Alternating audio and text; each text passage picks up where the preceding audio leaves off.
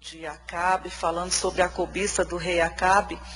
E no tempo dele, Deus levantou o profeta Elias para confrontar o pecado de Acabe, o pecado de Jezabel, a idolatria daquela nação. Por causa da liderança do rei Acabe, toda a nação pagou um preço, foi prejudicada. E Deus, ele levantou o profeta Elias com uma voz profética, chamando o povo à conversão, chamando o povo ao arrependimento. E a palavra de Elias não era uma palavra que ele passava a mão na cabeça do povo, mas ele confrontava e ele trazia juízo. E a palavra que a igreja tem recebido dos profetas que o Senhor tem levantado, a igreja brasileira tem levantado, é uma palavra que tem confrontado o pecado. Ninguém que recebe apenas palavra, Deus vai te abençoar, Deus vai te dar um carro, Deus vai te dar isso, Deus vai te dar aquilo. As pessoas, quando recebem essas palavras, elas não pensam naquilo que elas estão fazendo errado. Mas quando elas recebem uma palavra que fala sobre a santidade de Deus, elas começam então a refletir em seus atos, em sua vida. Jesus, ele deixou tudo. Ele deixou tudo por amor. E ele deu tudo, ele deu a sua própria vida por amor. E a igreja precisa alcançar as nações. Deus, quando ele formou o homem, ele mandou o homem crescer, multiplicar e encher a terra. O homem quis parar, quis construir torres para si.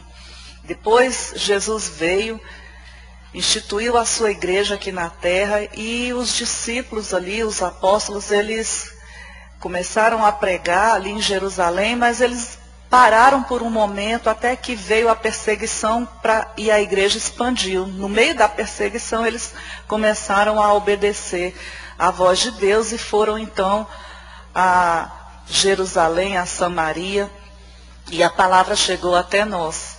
Amém?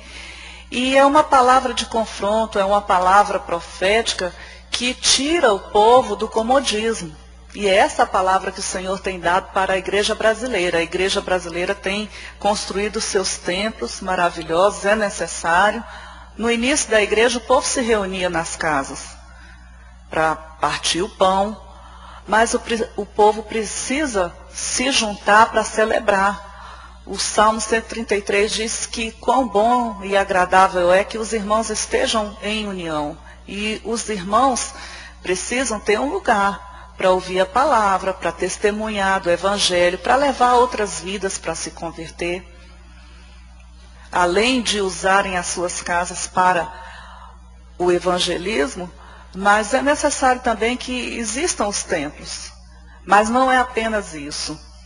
Ontem nós estivemos participando também de um momento ali com o pastor Arnaldo, com o pastor José Rodrigues da MCM, e ele estava contando a sua experiência. Ele foi agora há pouco, mês passado, ao Sudão, e ele estava dizendo que as mulheres, as viúvas, que tem lá muitas viúvas, elas têm uma peça de roupa. Uma peça de roupa. E são trapos, não é um vestido assim. Passam fome, seus filhos estão morrendo de fome, a fome é muito grande naquele lugar. E lá precisa de missionários. E o Brasil tem condições, irmãos, de mandar missionários ou de sustentar missionários nesses países. O Brasil tem condições, a igreja brasileira tem condições. Deus tem dado muito para a igreja brasileira. E a voz profética, né, que eu estava ali refletindo no que ele estava falando e que vai justamente de acordo com o que a rede apostólica estava falando, é que realmente nós possamos conhecer o caminho da cruz, o caminho da entrega, o caminho de sacrifício, o caminho do altar, que nós conheçamos o altar. E para isso nós precisamos conhecer a sala do trono. Não é verdade? Lá é o nosso lugar, na sala do trono. Então, queridos, a voz profética na nação brasileira é essa. E o apóstolo Géser, ele tem dado uma palavra para as igrejas, para que a gente permaneça firme na palavra, íntegros, que nós não estejamos negociando a unção que Deus tem nos dado e que Ele nos dará. Esta unção é que vai fazer a diferença, irmãos. Foi o poder do Espírito Santo que veio sobre aqueles 120 homens ali, no dia de Pentecostes, que fez com que eles tivessem poder e autoridade para anunciar o Evangelho. E a força era tão grande, o poder de Deus era tão grande na vida daqueles homens, que eles não estavam se importando com a própria vida.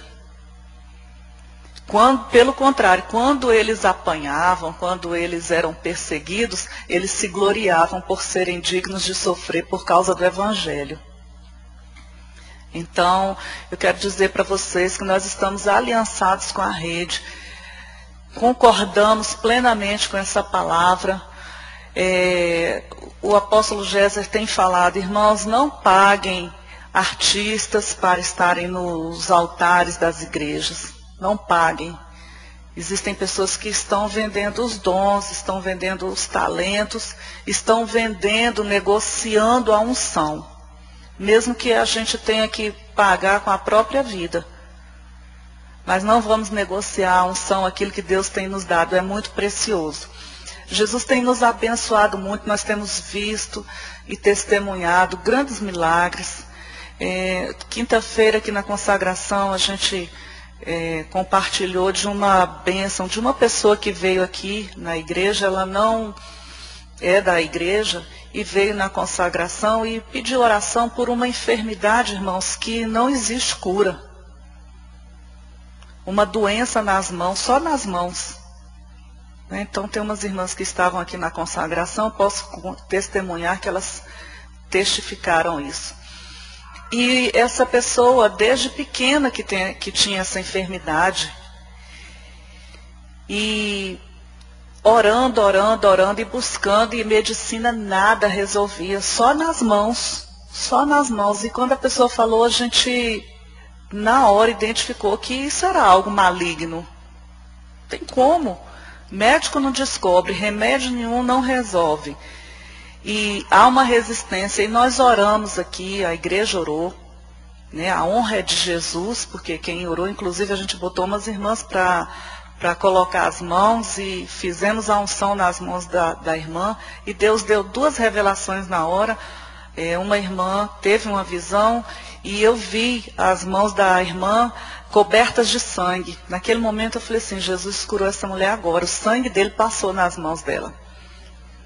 E realmente, quinta-feira passada, nós tivemos notícia, ela deu testemunho, ela não estava aqui, mas contou para uma irmã que ela foi completamente curada. Aquilo que ela não podia fazer, podia tocar num sabonete, ela estava lavando as coisas com que boa, e nada estava acontecendo nas mãos.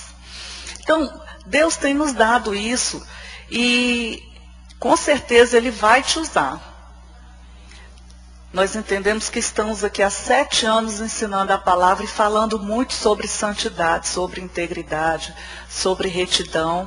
E é o caminho que Jesus tem para que, na hora que Ele liberar a unção, a colheita vai acontecer. E Ele está chamando um povo, para ensinar a palavra, ensinar o caminho da cruz, irmãos. É muito bom ser abençoado, receber um carro novo, isso é muito bom. Mas isso tudo vai ficar. Nós não vamos levar absolutamente nada dessa terra. E não adianta a gente ter uma BMW, ter o melhor carro, a melhor casa, e estar com a vida fora da presença de Deus. Se tem um problema, desespera. Se tem uma dificuldade, entra na carne, não consegue desfrutar da presença do Espírito Santo, não tem domínio, e se prende em coisas pequenas, não consegue ter uma vida de louvor, uma vida de adoração, que é tudo que nós precisamos, é treinar o nosso espírito para termos uma vida de louvor e uma vida de adoração. Não é possível, como o pastor José Rodrigues disse ontem, irmãos, isso é uma vergonha. Isso é coisa para para a igreja colocar a cara no pó, como ele falou aqui para nós na quinta-feira. Nós fomos orar e Jesus falou assim: ponham a boca no pó. E todas as mulheres que estavam aqui colocaram a boca no pó. Nós fomos chorar diante do Senhor, diante do que nós estamos vendo por aí. O pastor estava falando que 6 congressos que ele fez no Brasil, os cheques que ele recebeu, está com um bolo de cheque assim, congresso cristão.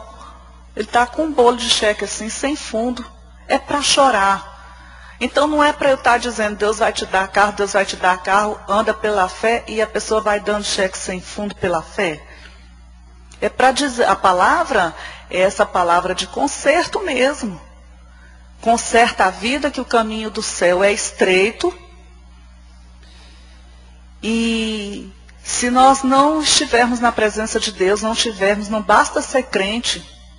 Não basta ser crente. É preciso ter azeite. É preciso ter azeite. 10 virgens estavam esperando Jesus. Eram a noiva do Senhor. Estavam ali andando nos caminhos de Deus. Mas apenas 5 delas é que tinham azeite. E o azeite fala do Espírito Santo, fala da alegria de Deus em nossas vidas. E quando nós temos o azeite, amados, em nossas vidas, é claro que nós vamos viver uma vida reta. Nós não vamos estar ocupados com as coisas do mundo, mas nós vamos fazer como Jesus. A mãe de Jesus, os pais de Jesus procuraram Jesus. Jesus, onde você estava? A gente estava te procurando, você se perdeu no meio da multidão. Nós estávamos te procurando. E ele disse, olha, eu estava cuidando das coisas do meu Pai. Então, amados, graças a Deus, eu louvo a Deus por essa rede apostólica que nos cobre, pela nossa cobertura espiritual, que tem pago um preço. Aqueles homens, eles têm pago um preço de oração pelas igrejas no Brasil, e orando e crendo que Deus vai levantar ministérios comprometidos com a palavra para fazer a diferença para esse tempo de colheita. Porque o Senhor tem falado que se a igreja não se posicionar, o juízo vem. O juízo vem sobre a igreja. O juízo vem, porque o juízo começa primeiro pela casa do Senhor. Amém?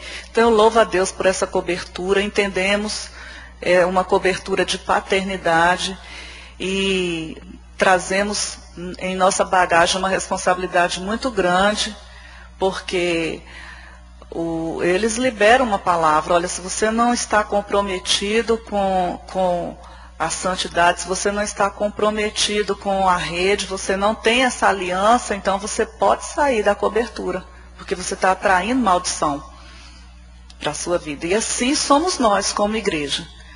Nós estamos comprometidos, principalmente a liderança da igreja está comprometida. Irmãos, e aquilo que Deus tem para nós vai acontecer. Eu estou vendo aqui, o Senhor tem usado irmãos aqui na igreja, uma bênção, tem visto assim o crescimento, que coisa linda. Pessoas têm crescido, pessoas têm mudado, pessoas têm testemunhado, que coisa linda que está acontecendo. Pessoas não estão conformadas, querem mais do Senhor. Eu louvo a Deus pelo crescimento que o Senhor tem dado nessa igreja, amém? Então, que Deus continue abençoando as nossas vidas e nos fortalecendo para que a gente, continue aí no propósito. Então vamos dar continuidade à nossa aula. Irmãos, eu falei aqui na quinta-feira com as irmãs que Deus ele tem algo assim para nos falar nesse capítulo 21 de 1 Reis.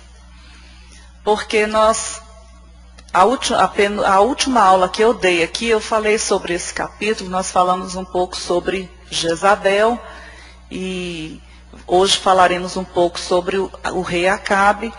Ocorre que a aula de quinta-feira, a consagração de quinta-feira, a irmã trouxe uma palavra também sobre esse capítulo, e eu fiquei sabendo que o pastor Jorge, no domingo, também pregou sobre esse assunto.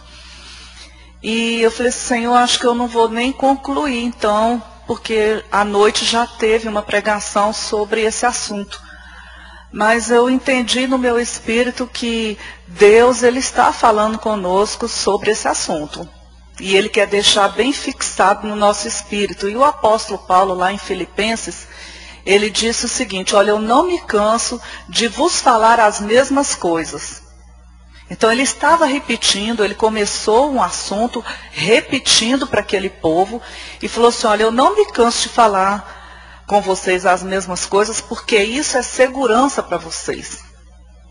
Então eu creio, aí eu refleti nisso, falei, Senhor, nós vamos falar sim vamos concluir esse assunto de cobiça em Provérbios com a vida de Acabe, porque na última aula nós falamos apenas sobre Jezabel. Vamos falar um pouquinho sobre ele, porque Deus está falando conosco. Deus está nos ensinando. Amém? Então você abre aí comigo, no primeiro livro de Reis, no capítulo 21, nós vamos ler aqui.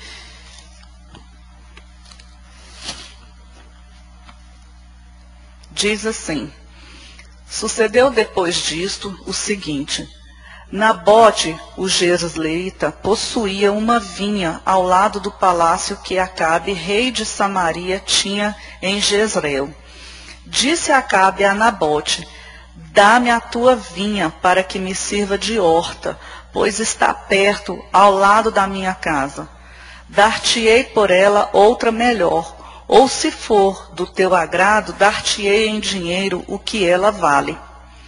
Porém Nabote disse a Acabe, guarda-me o Senhor de que eu dê a herança de meus pais. Então Acabe veio desgostoso e indignado para sua casa por causa da palavra que Nabote, o jezreelita, lhe falara, quando disse, não te darei a herança de meus pais. E deitou-se na sua cama, voltou o rosto e não comeu pão. Porém, vindo Jezabel, sua mulher, ter com ele, lhe disse, que é isso que tens assim desgostoso o teu espírito e não comes pão? Ele lhe respondeu, porque falei a Nabote, o jezreelita, e lhe disse, dá-me a tua vinha por dinheiro, ou se te apraz, dar-te-ei outra em seu lugar. Porém ele disse, não te darei a minha vinha. Então Jezabel, sua mulher, lhe disse, governas tu com efeito sobre Israel? Levanta-te, come, e alegre-se o teu coração. Eu te darei a vinha de Nabote, o jezreelita. Essa palavra é difícil de falar, irmãos. Jezreelita. Então escreveu cartas em nome de Acabe, selou-as com o sinete dele e as enviou aos anciãos e aos nobres que havia na sua cidade e habitavam com Nabote. E escreveu nas cartas dizendo, apregoai um jejum e trazei Nabote para a frente do povo. Fazei sentar defronte dele 2 homens malignos que testemunhem contra ele, dizendo, blasfemaste contra Deus e contra o rei. Depois levai-o para fora e apedrejai-o para que morra. Os homens da sua cidade, os anciãos e os nobres que nela habitavam, fizeram como Jezabel lhes ordenara, segundo estava escrito nas cartas que lhes havia mandado. Apregoaram um jejum e trouxeram Nabote para a frente do povo. Então vieram 2 homens malignos, sentaram-se defronte dele e testemunharam contra ele, contra Nabote perante o povo, dizendo, Nabote blasfemou contra Deus e contra o rei. E o levaram para fora da cidade, o apedrejaram e morreu. Então mandaram dizer a Jezabel, Nabote foi apedrejado e morreu. Tendo Jezabel ouvido que Nabote fora apedrejado e morrera, disse a Acabe, levanta-te e toma posse da vinha que Nabote, o jezreelita, recusou dar-te por dinheiro, pois Nabote já não vive, mas é morto. Tendo Acabe ouvido que Nabote era morto, levantou-se para descer para a vinha de Nabote, o jezreelita, para tomar posse dela. Amém? Então, amados, nós falamos na última aula semana retrasada, que o rei Acabe ele foi o 6º rei de Israel, ele reinou mais ou menos uns 20 anos, e foi o mais fraco e o mais corrupto.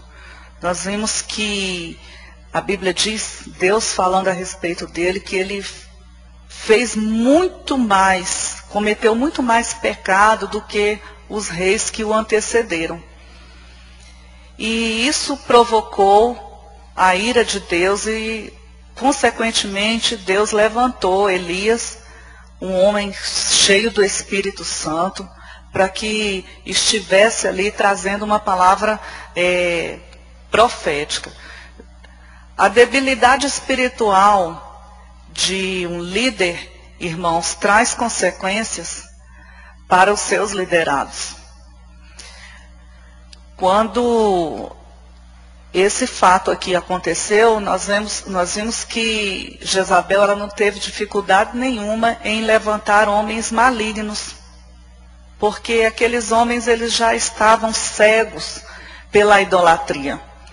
Jezabel, ela simplesmente, como uma sacerdotisa de Baal, o deus da fertilidade, ela levantou altares, ela pediu para Acabe. Acabe era um crente e Jezabel era uma ímpia. Acabe, ele tinha conhecimento da palavra de Deus. E a Bíblia diz para que nós não venhamos nos submeter a julgo desigual. E Deus, quando ensinava o povo, trouxe a lei através de Moisés, Deus disse para que o povo dele não fizesse aliança com outras nações, que não servissem a Deus, para que não se corrompessem. Então o próprio Deus já diz assim, olha, quando faz aliança, termina se corrompendo. E Acabe, ele sabia disso e ele foi procurar e casou com Jezabel. Ela era uma sacerdotisa porque o pai dela, que era um sacerdote de Baal, ele não teve filhos homens, então ele colocou Jezabel como essa sacerdotisa. Ela veio então para Israel e ali convenceu o seu marido a servir a Baal e ele construiu um templo. É como se um pastor evangélico, ele chamasse o povo e dissesse assim, olha, nós vamos fazer uma igreja, construir uma grande igreja, e nós vamos colocar lá no meio daquela igreja, vamos construir uma imagem de um santo, e nós vamos colocar lá no meio da igreja, e todo mundo vai adorar. Então foi algo assim terrível que Acabe fez, e levantou então altares em todo aquele lugar, toda aquela cidade. E o que aconteceu, irmãos? Depois de tudo isso, passado um tempo, o profeta Elias, ele já tinha advertido eles desse pecado da idolatria. E chega no momento em que Acabe, ele vai ali e olha que ao lado do seu palácio existe uma vinha. E ele cobiçou. Nós estamos falando sobre cobiça. E nesse exemplo aqui nós encontramos assim, até que ponto as pessoas chegam quando elas cobiçam algo, quando elas querem algo. Elas vão ao extremo por causa desse sentimento maligno. Ele então desejou aquela vinha, ele cobiçou aquela vinha. A vinha, irmãos, na palavra de Deus, ela tem um sentido figurado sobre a vida espiritual também. Nesse caso aqui, a vinha de Nabote era uma herança. Era uma herança da sua família. Eu quero que você abra comigo em Números 27. Nós vamos ler dos versículos 7 a 11. Números 27.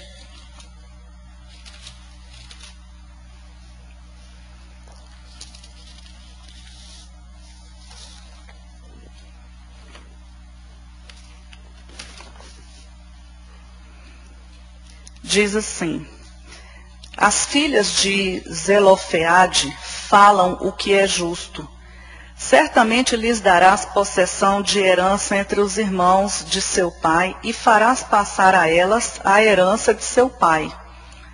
Falarás aos filhos de Israel, dizendo: quando alguém morrer e não tiver filho, então fareis passar a sua herança à sua filha. E se não tiver filha, então a sua herança dareis aos irmãos dele. Porém, se não tiver irmãos, dareis a sua herança aos irmãos de seu pai. Se também seu pai não tiver irmãos, dareis a sua herança ao parente mais chegado de sua família, para que a possua. Isto aos filhos de Israel será prescrição de direito, como o Senhor ordenou a Moisés. Então, Nabote, ele era temente a Deus. E ele já, essas terras aqui, ele fala que era herança dos pais dele. E o que Acabe queria era usar aquele terreno para fazer, aqui fala de uma horta. Lá ele tinha uma vinha, a vinha era muito mais valiosa, tinha muito mais valor. Para se cultivar uma vinha, tinha todo um trabalho. Então, aquela vinha, ela tinha muito valor. E eu quero dizer para você que, como a vinha fala de coisas espirituais, a nossa vida espiritual, amados, tem muito valor.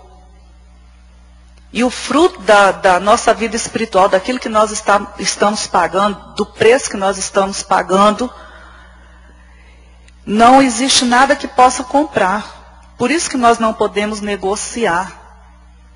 Nabote aqui, ele não aceitou negociar. Só que Acabe, ele cresceu os olhos porque, para os reis, além dos palácios, eles gostavam de construir jardins em terrenos ao lado dos palácios. Aquilo, para eles, significava que eles tinham mais poder. Então, simplesmente, ele, como um menino birrento, um menino que tem tudo, ele desejou. E quando Nabote, ele disse que não ia vender a vinha, porque a oferta de Acabe foi boa. Ele falou assim, olha, eu vou te dar um terreno melhor, ou então vou te dar dinheiro por isso aqui, né? Eu vou te dar uma outra terra melhor, e se for do teu agrado, dar-te-ei em dinheiro o que ela vale. Então, a oferta de Acabe foi boa. Só que ele não queria quebrar princípio espiritual. Nabote não queria quebrar princípio espiritual. Ele não queria violar a lei de Deus. Deus disse, olha, quando tiver herança, você passa para os filhos. Se não tiver filho, passa para as filhas, passa para irmão, passa para tio, passa para a família. Mas você não se desfaça. Então ele conhecia essa palavra e ele não aceitou. Ele falou assim, olha, guarda-me o Senhor, Deus me guarde de fazer uma coisa dessa, de dar, de negociar aquilo que foi da minha família. Então, amados, esse sentimento aqui, em relação à nossa vida espiritual, ele tem que estar vivo, esse sentimento. Nós precisamos estar atentos às propostas do diabo. O diabo, todos os dias, ele faz essa proposta aqui, ó. Me vende a tua vinha. Negocia a tua vinha comigo. Todos os dias, amados. E em todas as circunstâncias assim que nós enfrentamos e que são adversas e que são circunstâncias de tentação, são propostas do inimigo. Assim como ele foi tão ousado em chegar no próprio Filho de Deus, tentando negociar, o diabo tentou negociar com Jesus. E quando, tem um versículo que eu não me lembro agora, mas se eu não me engano é em Isaías, que diz que quando ele foi lançado, saiu, foi atirado do céu, nas profundezas, ele passou então a negociar. O negócio dele, irmãos, é negociar. E ele sabe que a vinha que nós temos, que a nossa vida espiritual é muito preciosa. O que nós temos, irmãos, é muito precioso. O que nós somos em Deus. Nós temos a unção que vem do Santo, nós temos o conhecimento, nós temos a graça de Deus, nós temos o nome de Jesus. E tudo isso é muito precioso, é a maior riqueza que nós temos. E o diabo, ele sabe disso. E todos os dias ele vem com as propostas dele. Então, amados, aqui no versículo 4, nos mostra o sentimento desse rei Acabe. Porque quando ele recebeu um não, a Bíblia diz que ele ficou desgostoso e indignado. E foi para casa cabisbaixo. Ele foi para casa, ele voltou para casa amuado. Sabe aquele menino birrento que você sai com ele, passa no mercado, entra no mercado com ele, ele vê uma coisa e ele quer, e você diz, olha, não vou comprar, não dá para comprar. E ele já se joga no chão ali, gritando no mercado, faz aquele show, e vai para casa e fica emburrado, amuado, chutando as coisas. Esse aqui, ó. Já um homem, um rei, e ficar desse jeito, porque ele queria, simplesmente, eu quero aquela vinha. Eu quero aquela vinha, eu quero pegar aquela vinha preciosa, destruir e fazer uma horta. Eu quero construir um jardim ali para mim e pronto, para me satisfazer. Quero olhar do meu palácio e ver que jardim, que horta maravilhosa eu tenho. Que as pessoas olhem para mim e vejam, olha ali, além do palácio ele tem, ao lado do palácio ele tem. E amados, aqui a Bíblia diz que ele se deitou na sua cama, voltou o rosto e não comeu pão. O desgosto dele, a angústia dele foi tão grande.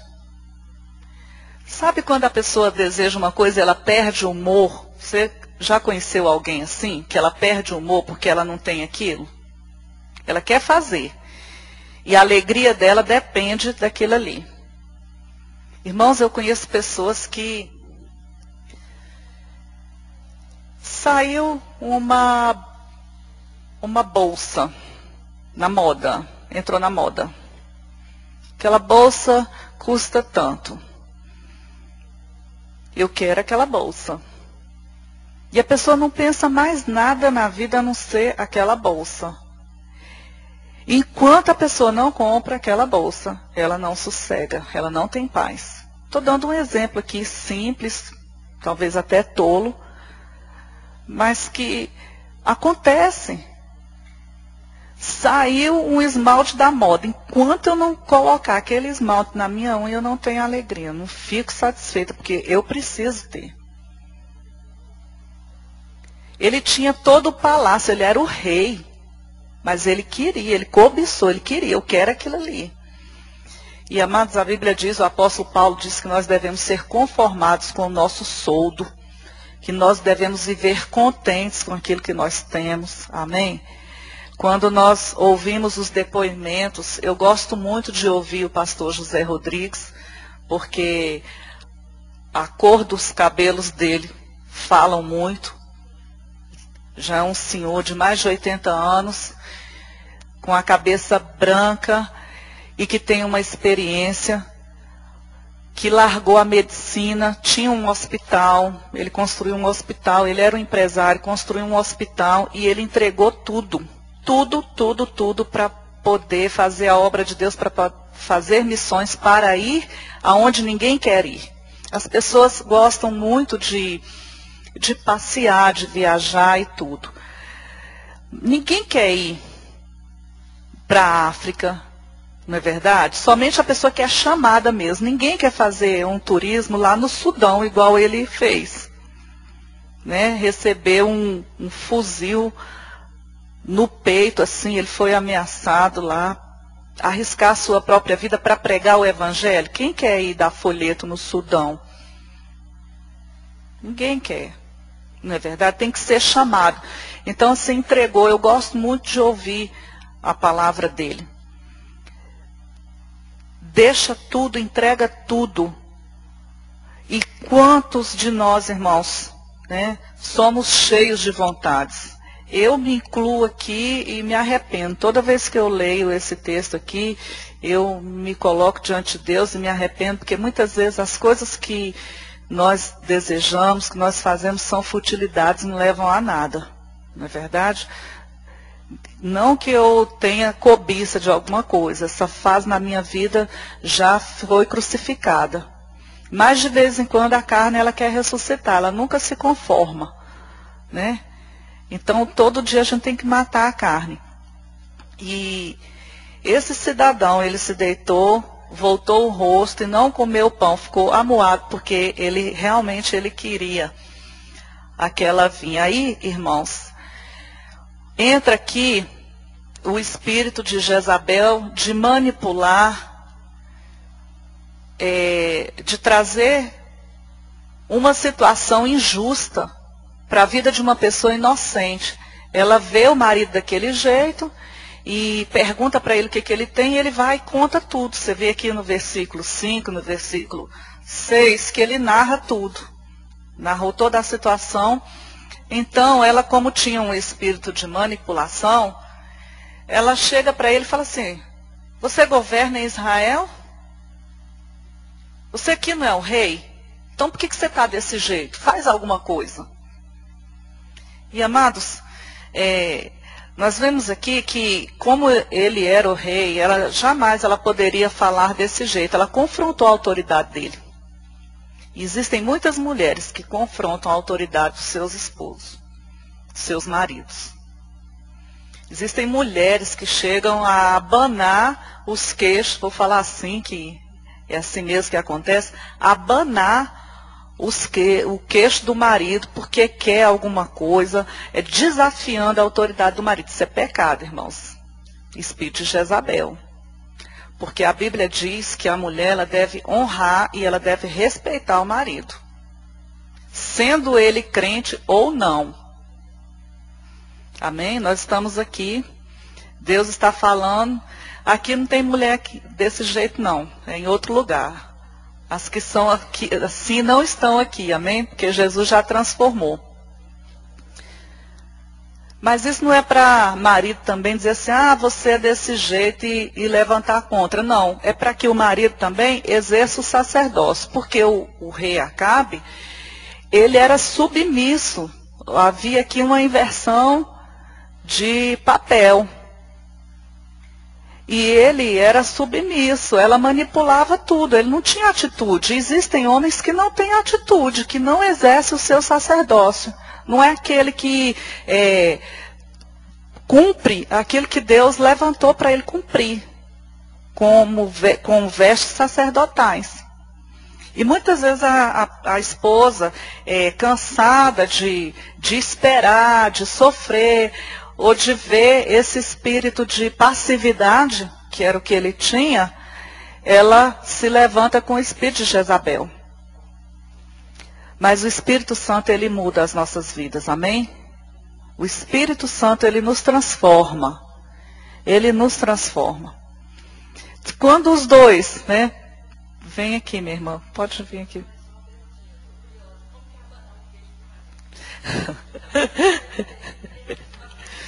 Já viu aquela mulher que chega assim, vai e fala desse jeito?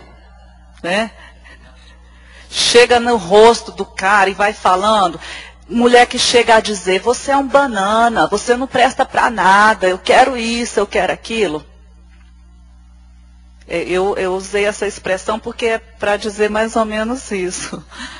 Isso é uma expressão do nordestina. É abanar mesmo. Eu aprendi, né, segundo a minha cultura lá, que é assim, né?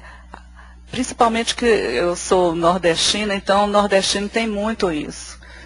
O que a gente tem, né, alguns de estatura pequena, né, tem de altura em valentia. Qualquer coisa puxa a peixeira, e tem mulher que chega assim, vai, né? Chega no marido e vai falando, por que isso, por que isso, por que isso, e faz e não sei o quê. E, amados, não é assim. Isso é quebrar princípio. E quando nós quebramos princípios espirituais, existem consequências. Só que Deus, Ele é maior, o Espírito Santo nos ensina. Eu louvo a Deus por isso. Irmãos, é muito bom quando alguém nasce em um lar evangélico, em um lar cristão, e recebe a palavra e é criado nisso. Quando a pessoa não tem esse entendimento, ela passa por uns pedaços. Quando eu casei, eu não sabia nada disso. Vou falar isso aqui porque de repente tem alguém aqui que precisa ouvir e pensa assim, meu Deus. Mas quando eu casei, eu não sabia nada disso. Eu não sabia nada disso. Então, eu já contei isso aqui para os irmãos, que eu aprendi que se você apanhasse fora, você tinha que bater, porque senão chegava em casa e apanhava de novo. Só que Jesus, ele não ensinou isso. Jesus ensinou o perdão. Jesus ensinou o amor. É claro que mulher nenhuma tem que apanhar de marido. Isso aí eu já falei várias vezes aqui. Nenhuma mulher tem que apanhar de marido. De jeito nenhum. Para isso tem a Lei Maria da Penha. Não é verdade? Para isso tem a delegacia da mulher. Deus não quer isso, não. Deus não quer a separação, irmãos. Mas muitas vezes tem que ver o seguinte, tem homem que ele chega a um extremo desse por causa da mulher. Porque ela fala tanto, ela provoca tanto que ele perde todo o controle. Então, muitas vezes, assim, quando o tempo fecha, é melhor sair, respirar fundo, orar, repreender o demônio, orar em línguas. A pessoa está ali atribulada, ora em línguas, repreende o demônio e a situação vai acalmar, com certeza. Porque maior quem está em nós do que quem está no mundo. Não é verdade?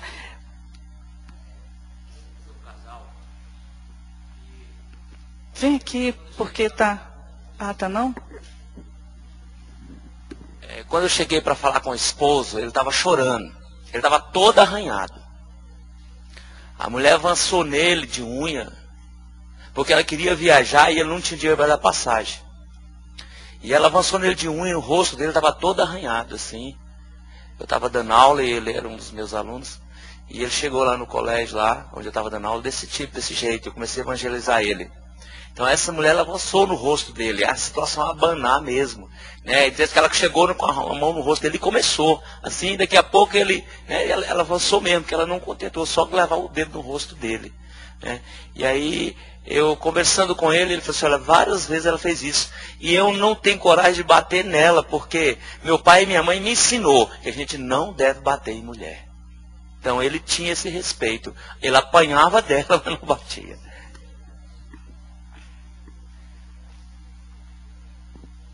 Aí também apanhar é demais, né? Tem que segurar as mãos, né, da pessoa. Se vem para bater, segura a mão. Porque, irmãos, aqui na Bíblia tem exemplos assim de mulheres maravilhosas, amém? E Deus não esconde. Eu acho linda a Bíblia, porque assim, não esconde o pecado do homem. Deus nunca escondeu. Para ser tratado, ele tem que ser revelado, tem que expor. A ferida tem que receber. O remédio tem que ser exposto para poder receber a cura. E Deus, através da palavra dele, ele vai nos curando, não é verdade? Então tem que... a pessoa está desse jeito, também não vai, o homem vai apanhar. Agora a gente vê que a Bíblia mostra várias mulheres, por exemplo, aqui a esposa de Potifar. Até tem situações difíceis, porque José ele se manteve íntegro. E a mulher queria porque queria ter um relacionamento sexual com ele. E ele não quis de jeito nenhum. E ela caluniou, ela começou a gritar. Fez um escândalo, pegou a capa dele e gritou e caluniou José. Ele foi para a cadeia por causa disso, mas ele se manteve fiel ao Senhor. Esse homem ele não pode bater mesmo, né? Mas ele pode correr, fazer igual José, né? Ele corre, faz qualquer coisa, né? Faz qualquer coisa. Mas apanhar também é complicado, né? Glória a Deus. O pastor Hernandes está dizendo aqui que os dois são crentes hoje, já se converteram. Mas muitos homens, eles estão debaixo desse espírito aqui de passividade.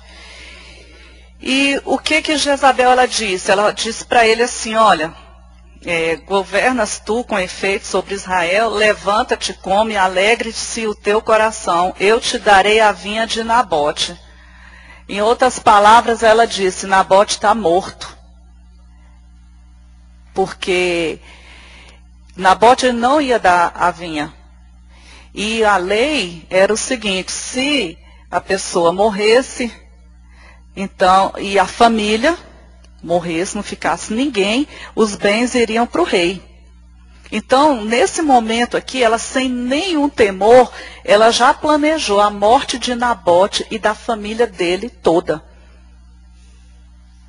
Irmãos, não foi a gente ler aqui e pensa assim, morreu Nabote. Mais na frente, se você continuar lendo o texto, eu vou passar os versículos aqui, ela mandou matar todo mundo, matou até os filhos de Nabote.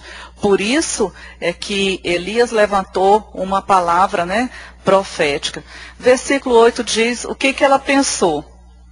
Olha a manipulação dela. Ela escreveu cartas em nome de Acabe, versículo 8, selou-as com o sinete do rei, o anel do rei, e enviou aos anciãos, aos nobres que havia na cidade. E o que ela disse? Olha, apregoai um jejum, trazei Nabote para a frente do povo. Olha a malignidade dessa mulher. Se apregoava jejum naquele tempo, quando a nação estava com problema, quando havia pecado, a gente já viu muitas situações aqui, onde reis apregoavam jejum, onde Deus orientava o seu povo a apregoar um jejum, a se vestir de pano de saco. Então ela levanta em nome do rei, em uma manipulação, e diz assim, olha, vamos apregoar um jejum e traz Nabote. Traz Nabote para o meio do povo. Ela estava mostrando aqui que, olha, existe pecado na nação, tem alguma coisa errada, está acontecendo alguma coisa, e quando se apregoava o jejum, amados, Deus trazia à tona, Deus trazia uma solução. Olha a manipulação, ela manipulou os nobres, os anciãos da cidade, todo aquele governo, toda a nobreza, ela manipulou numa situação. As pessoas, olha, o rei está apregoando um jejum, alguma coisa de grave está acontecendo. Existe um pecado na nação, ou Deus quer nos dar um livramento. Vamos entrar numa situação de guerra.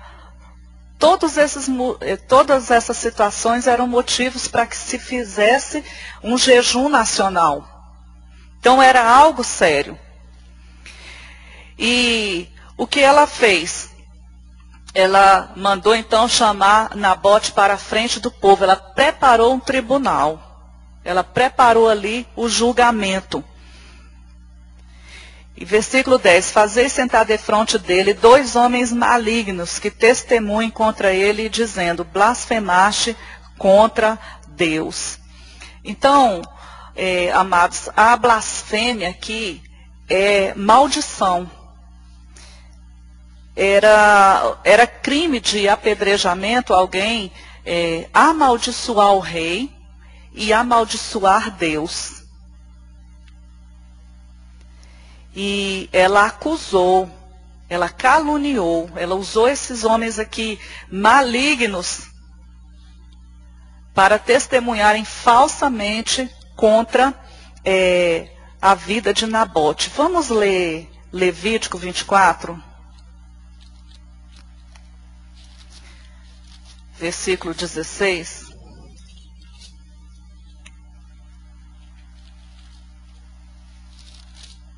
Vamos ler alguns textos aqui.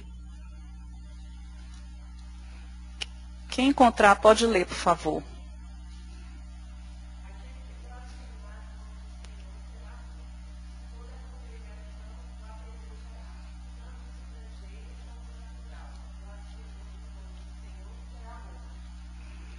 Então, ela sabia disso. E a calúnia, ela levantou esses homens para testemunharem falsamente que Nabote, ele tinha blasfemado contra Deus. Então, tinha uma pena para ele. Vamos ler Números 35, 30. Outro versículo.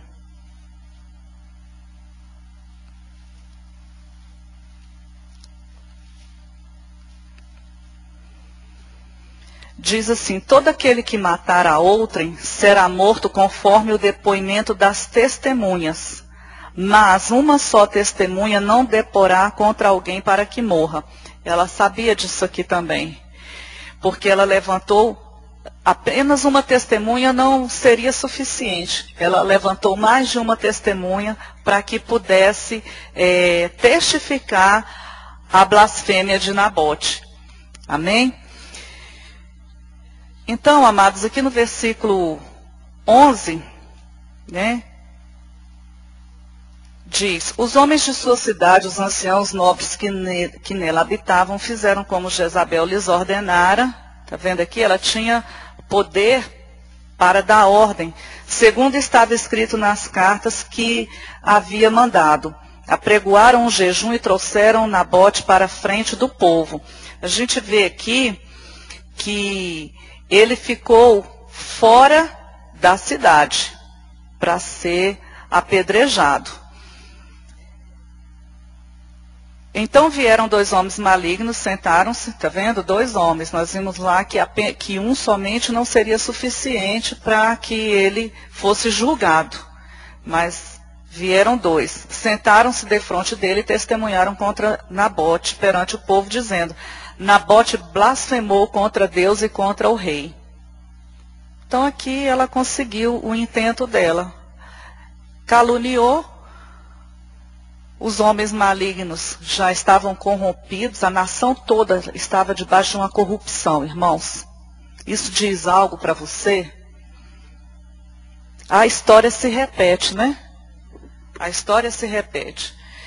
E o levaram para fora da cidade e o apedrejaram. Ele foi levado para fora da cidade porque dentro dos costumes deles havia um entendimento de que o morto ele era imundo, então as pessoas não poderiam ser mortas dentro da cidade, tinha que ser fora da cidade para não contaminar a cidade. Por isso é que eles levaram também Jesus para fora da cidade. E aí eles apedrejaram e ele morreu, né? Vamos ver no capítulo 9 de 2 Reis, o versículo 26. 2 Reis 9, versículo 26.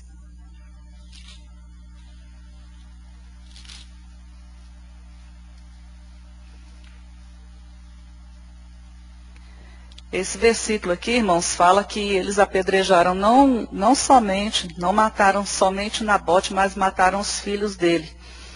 Tão certo como vi ontem à tarde o sangue de Nabote e o sangue de seus filhos. Diz o Senhor: assim tu retribuirei neste campo, diz o Senhor. Agora, pois, toma-o e lança-o neste campo, segundo a palavra do Senhor. Aqui já é uma palavra de juízo já contra Acabe e Jezabel. Assim como o sangue de Nabote, o sangue dos filhos dele, correram ali naquele local, o de Acabe também ia ser derramado.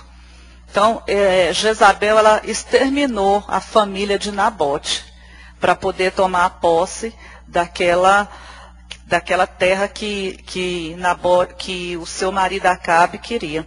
E a Bíblia diz, irmãos, que depois que aconteceu tudo isso, Nabote foi morto, Acabe então já foi lá para a terra para tomar posse. Ele não tinha nenhum temor. Ele não teve nenhum sentimento. Morreu, então ele satisfez o desejo dele, a cobiça dele foi satisfeita. E ele foi para lá como um menino birrento que quer porque quer, aí o pai ou a mãe dá e ele fica satisfeito. E ali no versículo 11 diz que ele se levantou, né? Estava amuado, sem comer, sem dormir, e ele se levantou então e foi lá tomar posse daquilo que ele queria. Mas, irmãos, o nosso Deus é um Deus de justiça, amém? O nosso Deus é um Deus de justiça. Existe um princípio espiritual que a gente está cansado de falar aqui, a gente tem falado várias vezes e que todos nós sabemos, não precisa ser crente para saber disso, que tudo que nós semeamos, nós colhemos. Gálatas diz que tudo que o homem semear, isso mesmo ceifará. Eu quero mostrar alguns versículos aqui da palavra de Deus que nos mostram que se nós semeamos vento, nós colhemos tempestade. Então a gente precisa entender, irmãos, e ter temor de Deus com a nossa semeadura. Com a nossa semeadura. Irmãos, não importa o que o Espírito Santo está me tocando aqui para falar isso. Não importa se quem está do seu lado, com quem você convive, ou que seja no trabalho, em escola, em casa, com a família, com a parentela, isso não importa o que as pessoas estão semeando. Nós não podemos nos justificar nem pegar muletas para justificar as nossas falhas. Ah, mas fulano de tal é muito difícil, não sei o quê, eu tenho que fazer desse jeito, porque não sei o quê. Não, não importa. A sua semeadura é sua. Se A, B ou C está semeando vento, ele vai colher tempestade, é problema dele. Ah, porque tem que ser desse jeito, porque... Não importa. Nós temos compromisso com a palavra de Deus. Quem vai dar conta da minha vida sou eu. Eu sou uma só carne com meu esposo? Sou. Mas na hora lá do acerto de contas com Jeová, sou eu e Deus. Eu não posso dizer, não, eu estava assim porque o Carlos Humberto era assim. Ah, não, eu pastoreei assim porque o rebanho era assim. O que é para eu fazer, eu tenho que fazer. O que é para você fazer, você tem que fazer. A semente é sua. A semente é minha. Amém? O Senhor tem nos dado sementes que é a sua palavra maravilhosa. Eu só preciso semear a palavra. Eu tenho que semear a palavra, independente das pessoas. Eu tenho que amar, independente se as pessoas me fazem bem ou não. Amém? Então, irmãos, olha, isso eu aprendi de Deus. Eu aprendi quando eu ainda não era cristão, estava começando a ler a Bíblia. E tinha uma pessoa, já contei isso aqui, que me perseguia muito. Era uma vizinha. Pensa numa mulher difícil, ela era uma Jezabel. Acho que tudo enquanto é qualidade aqui de mulher difícil na Bíblia, tinha naquela mulher.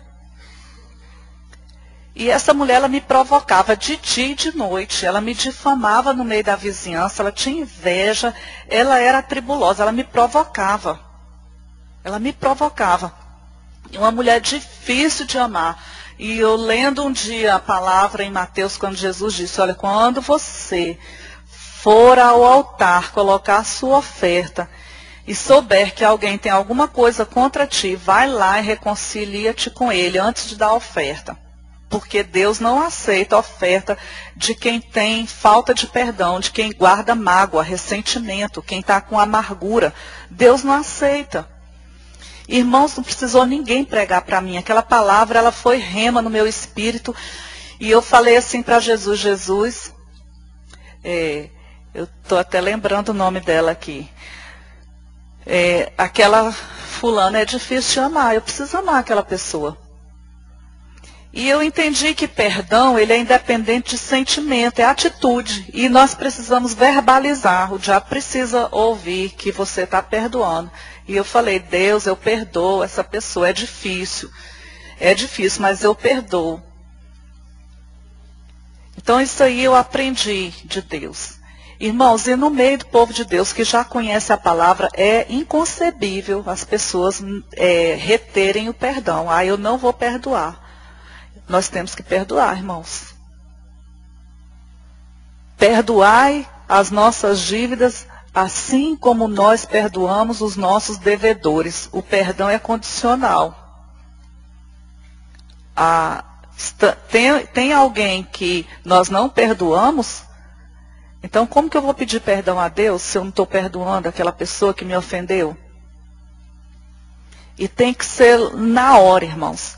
Às vezes as pessoas falam assim, fulano fez isso, isso e isso, e alguma coisa que me atingiu, eu já digo logo, está perdoado em nome de Jesus. Está perdoado em nome de Jesus. Aí o problema é da pessoa. Amém? Então, abra aí comigo os textos, Oséias 8, versículo 7. Um irmão leia esse texto e outro abra em Provérbios 1, versículo 24 até o 27. Oséias 8, 7 e Provérbios 1. Vamos ler esses dois versículos.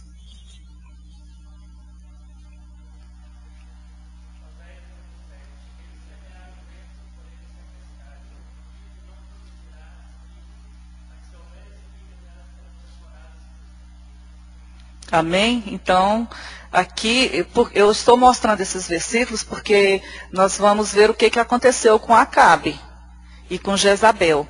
E a Bíblia diz então, como o irmão leu, Messival, em Oséias 8, semeia vento, colhe tempestade, não tem jeito. Semeou abacate, vai colher abacate, não tem como colher abacaxi. Não tem como. Provérbios 1, 24.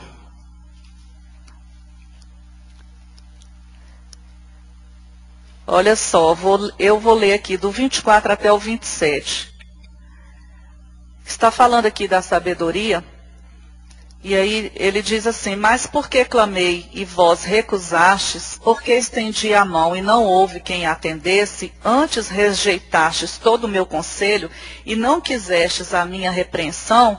Também eu me rirei da vossa desventura, e vindo o vosso terror, eu zombarei, e vindo o vosso terror com a tempestade, em vindo a vossa perdição como redemoinho, quando vos chegar o aperto e a angústia. Então, semeou o vento, vem tempestade, vem redemoinho, vem tufão. Vem tufão. Tem gente que semeia vento e colhe tufão. Não é verdade? Semeia vento, amados, e colhe tufão. Então, qual foi o resultado, né? A gente vê aqui que, em seguida, Deus levanta o profeta Elias com uma palavra de juízo. Veja aí, voltando aí para o capítulo 21 de 1 Reis, versículos 17 a 19.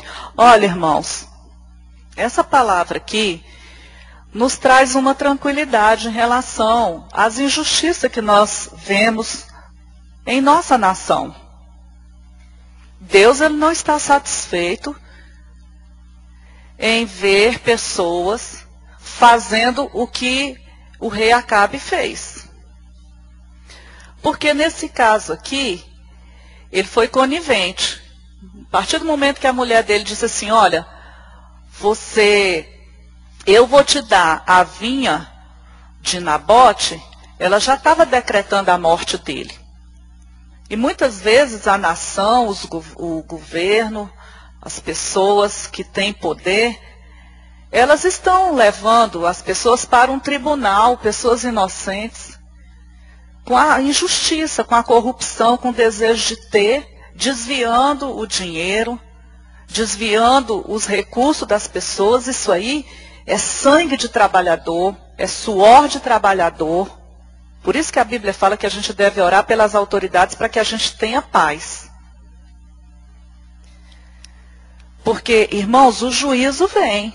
Essas pessoas que estão semeando, que não dormem, a Bíblia diz em Provérbios, nós já lemos aqui, certa feita, um provérbio que diz que o homem maligno, ele não dorme de noite, ele fica procurando, planejando, arquitetando como fazer o mal no dia seguinte. Só que Deus, ele está vendo tudo, ele tem levantado os profetas. Os irmãos, tem pessoas que vêm de fora para falar com autoridades nessa nação. Para colocar, tem pessoas que vêm de fora. Ano passado mesmo teve um profeta de nações, esqueci o nome dele agora, a gente tem até um videozinho dele na internet, que ele veio trazer uma palavra de juízo, ele veio falar com autoridades. Deus levanta, tem pessoas que estão falando. Você pode ver que sempre perto de uma pessoa assim tem um crente, tem um cristão, tem um José, tem um Elias. Deus levanta. E Deus tem falado. E aqui, Deus usou Elias, né, para trazer a palavra profética, a palavra de juízo. Olha, veio então a palavra do Senhor a Elias, o tesbita, dizendo: dispõe-te, desce para encontrar-te com Acabe, rei de Israel, que habita em Samaria, eis que está na vinha de Nabote. Olha, irmãos, Deus falou, Deus estava vendo tudo, Deus falou para o profeta, ele estava em outra cidade, falou assim: olha, Elias, você vai lá agora, que ele está lá na vinha de Nabote, vai encontrar com o rei. Aonde desceu para tomar posse dela. Deus informou tudo para o profeta. Às vezes a gente pensa que Deus não está vendo, né? Os nossos sofrimentos. Deus não está vendo as injustiças. Mas Senhor, mas fulano fez isso, mas fulano fez aquilo. Olha, irmãos, Deus está falando conosco. Fique tranquilo. Fique tranquilo, fique sossegado. Se a situação ainda não está do jeito que você deseja, se ainda não chegou naquele ponto que Deus tem, fique tranquilo que Deus está vendo tudo. Ele é o nosso juiz, amém? Aí o que Deus manda falar? Falar-lhes-á dizendo: assim diz o Senhor, mataste e ainda por cima tomastes a herança? Além de matar, você tomou posse da herança. Lembra que nós lemos o versículo dizendo que a herança tinha que passar de ficar na família e passando de um para outro? Então, ele, além de matar, ele tomou posse daquilo que não era dele. Dir-lhes-á mais, assim diz o Senhor, no lugar em que os cães lamberam sangue de Nabote, cães lamberão o teu sangue, o teu mesmo. Olha aqui. Veio a sentença de Deus, veio o juízo de Deus. Deus, a Bíblia diz, Deus não pode negar-se a si mesmo. Amém? Deus é santo, Ele é misericordioso. Ele é justo. O trono dele é um trono de verdade. O trono dele é um trono de justiça. O trono dele é um trono de juízo. Então ele não pode negar-se a si mesmo. Ele trouxe a palavra. E Deus tem trazido palavras assim, irmãos, para a nação brasileira. Primeiro para a igreja. Primeiro para a igreja. O Senhor tem dito para a igreja: vocês se unam. A palavra que Deus tem dito para a igreja evangélica no Brasil é o seguinte: eu quero a unidade da igreja, vocês se unam. Não tem como o ministério ficar contra o ministério e vocês não se unirem para a conquista da nação. Essa é a palavra que Deus tem trazido. A igreja evangélica tem que se unir. Imagina os grandes líderes evangélicos fazendo uma proclamação de jejum na nação brasileira. Um dia, junta os grandes líderes, grandes igrejas, as maiores do Brasil, pelo menos umas 4 denominações grandes. Os pastores indo na televisão e falando assim: olha, dia tal, dia 15 de novembro, toda a igreja está convocada a fazer um jejum pela nação brasileira. Vamos nos unir. É isso que Deus tem falado para a igreja brasileira. Porque se a igreja não se unir, virá a perseguição. É essa palavra que Deus tem dito. Se a igreja não se unir, virá a perseguição contra a igreja. E aí a igreja vai ter que se unir. Debaixo de perseguição, com as leis que estão para ser votadas, para ser aprovadas, vem uma perseguição. Vem uma perseguição clara. Então Deus está falando: se unam. Se unam. abandone o pecado, abandone a idolatria, abandone as torres que vocês estão construindo, se unam para evangelizar. Eu liberei uma unção, uma graça sobre a nação brasileira. Vocês têm liberdade para pregar na televisão, vocês podem abrir igreja a qualquer hora, vocês têm liberdade para chegar nas praças públicas e pregar o evangelho. Então, não usem essa liberdade para pecar, mas usem essa liberdade para semear a palavra, para expandir a graça, para levar a graça àqueles que estão necessitados, para irem às nações. É essa palavra que Deus tem falado. E tem falado não apenas para a igreja, mas também para os governantes, para que eles tomem, para que eles se consertem. Então, irmãos, o cumprimento dessa palavra, 1 Reis 22, 38. Você vai ler aqui a morte de Acabe, a partir do versículo 29. No versículo menciona como aconteceu, mas o cumprimento está aqui no versículo 38. Quando lavaram o carro junto ao açude de Samaria, os cães lamberam o sangue do rei, segundo a palavra que o Senhor tinha dito. As prostitutas banharam-se nestas águas. Ele tinha morrido. Ele colocou uma armadura para se disfarçar no meio da guerra e uma pessoa atirou uma flecha e essa flecha entrou em um espaçozinho na armadura e atingiu ele e ele caiu morto e o seu sangue escorreu ali naquela terra e do jeitinho que Deus tinha falado, os cachorros estavam ali lambendo o sangue de Acabe. Isso era uma vergonha, porque todo rei ele tinha que ser enterrado com as honras da nação. E a palavra de Jezabel também se cumpriu, onde ela foi morta e os cães comeram o corpo dela. Acabe, irmãos, ele morreu e ele tinha 70 filhos. Só para concluir. Ele tinha 70 filhos. Vamos ler esse texto aqui. 2 Reis. Todos esses filhos dele foram mortos.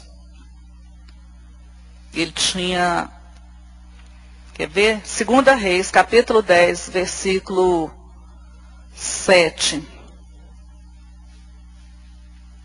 Primeiro versículo 1, depois o 7. 2 Reis 10. Achando-se em Samaria 70 filhos de Acabe, Jeú escreveu cartas e as enviou a Samaria, aos chefes da cidade, aos anciãos e aos tutores dos filhos de Acabe, dizendo, aí tá, vai a carta no versículo 7. Depois você lê tudo isso aqui. Chegada a eles a carta, tomaram os filhos do rei e os mataram, 70 pessoas. E puseram as suas cabeças num cestos e lhes mandaram a Jezreel. Veio um mensageiro e lhe disse, trouxeram as cabeças dos filhos do rei. Ele disse, ponde-as em 2 montões à entrada da porta até pela manhã. Olha que coisa horrível. Ele consentiu na morte de Nabote, matou os filhos de Nabote, tomou posse daquilo que não era dele, isso tudo por causa da ganância. Ele vendeu a alma dele. Tem gente que vende, não é verdade, a sua alma por causa daquilo que deseja. Então, irmãos, com esse exemplo aqui de Acabe, no Antigo Testamento, nós vamos, então, concluir esse assunto, né, que a Bíblia tem, assim, tantos detalhes e tantos exemplos sobre o mal, sobre o prejuízo que isso traz à vida espiritual das pessoas, à vida física, que traz a uma nação, a uma igreja, como nós vimos no caso de Eli, os filhos de Eli. Então, amados, que o Senhor nos guarde, amém, para que